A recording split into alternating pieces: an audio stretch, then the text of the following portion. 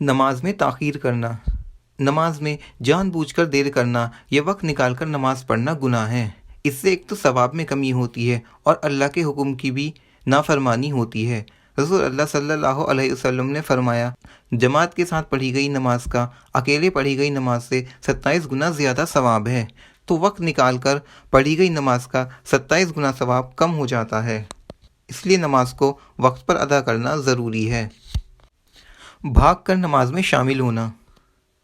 صحیح بخاری کی روایت ہے، رسول اللہ صلی اللہ علیہ وسلم نے فرمایا، جب نماز شروع ہو چکی ہو تو بھاگ کر نماز میں شامل نہ ہوں، آرام سے چل کر جائیں، جو حصہ مل جائے اسے پڑھ لیں اور جو حصہ چھوٹ جائے اسے پورا کر لیں۔ یعنی ہمیں نماز میں بھاگ کر شامل نہیں ہونا چاہیے۔ بہت سے لوگ رکعت نکلنے کی وجہ سے بھاگ کر نماز میں شامل ہوتے ہیں۔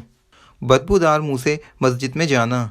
صحیح مسلم کی روایت ہے، رسول اللہ صلی اللہ علیہ وسلم نے فرمایا، جو کوئی بدبودار چیز لہسن یا پیاز کھائے تو وہ ہماری مسجدوں کے قریب نہ آئے۔ فرشتے اس چیز سے پریشان ہوتے ہیں جیسے انسانوں کو یہ پریشان کرتی ہے۔ کوئی بھی بدبودار چیز کھانے کے بعد ہمیں صاف منہ سے ہی مسجد میں جانا چاہیے۔ نمازی کے سامنے سے نکلنا۔ صحیح بخاری کی روایت ہے، رسول اللہ صلی اللہ علیہ وسلم نے فرمایا، اگر نمازی کے سامنے سے گزرنے والا اس کے انجام کو جانتا تو اس کے سامنے سے نکلنے سے بہتر کہ وہ 40 تک انتظار کرتا۔ حدیث میں 40 کا الفاظ استعمال کیا گیا ہے۔ یہ دن بھی ہو سکتے ہیں، یہ سال اور مہینے بھی ہو سکتے ہیں۔ تلاوت قرآن میں جلدی کرنا۔ نماز کے دوران بہت سے لوگ قرآن کی تلاوت میں بہت جلدی کرتے ہیں، یعنی سورتوں کو بہت جلدی پڑھتے ہیں، جو کہ غلط ہے۔ تلاوت قرآن کو سنبھل کر کرنا چاہیے۔ نماز میں سبھی ارکان امام کے ادا کرنے کے بعد ہی ادا کرنے چاہیے۔ امام سے آگے چلنے سے نماز نہیں ہوتی۔ نماز میں چوری کرنا۔ حدیث کا مفہوم ہے کہ سب سے برا چور وہ ہے جو نماز میں چوری کرتا ہے، یعنی نماز کے ارکان جلدی ادا کرنا چوری کرنے کے برابر ہے۔ بے وجہ ہلنا ڈلنا۔ نماز کے دوران بے وجہ ہلنا ڈلنا، اوپر نیچے دیکھنا، آگے پیچھے دیکھنا، یہ سب غلط ہے، اس سے نماز خراب ہوتی ہے۔ ادھورا سجدہ کرنا۔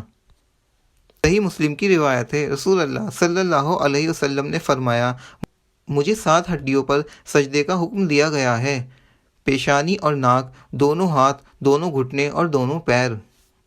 سفر اور بیماری کی وجہ سے نماز کو چھوڑ دینا۔ بہت سے لوگ بیماری کی وجہ سے یا سفر کی وجہ سے نماز کو چھوڑ دیتے ہیں، جبکہ بیماری کی حالت میں بھی نماز معاف نہیں ہے۔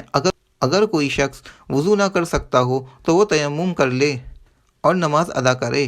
اگر کسی شخص کے اندر بیماری کی وجہ سے کھڑے ہو کر پڑھنے کی ہمت نہ ہو تو وہ بیٹھ کر یا لیٹ کر نماز ادا کر لے، اور سفر کی حالت میں یا تو قصر ادا کرے یا اپنی نمازوں کو اکٹھا کر کے ادا کرے۔ یہ کچھ غلطیاں ایسی ہیں جو ہم لوگ روز اپنی نمازوں میں کرتے ہیں، جبکہ ہمیں ان غلطیوں سے بچنا چاہیے اور اپنی نمازوں کو درست کرنا چاہیے۔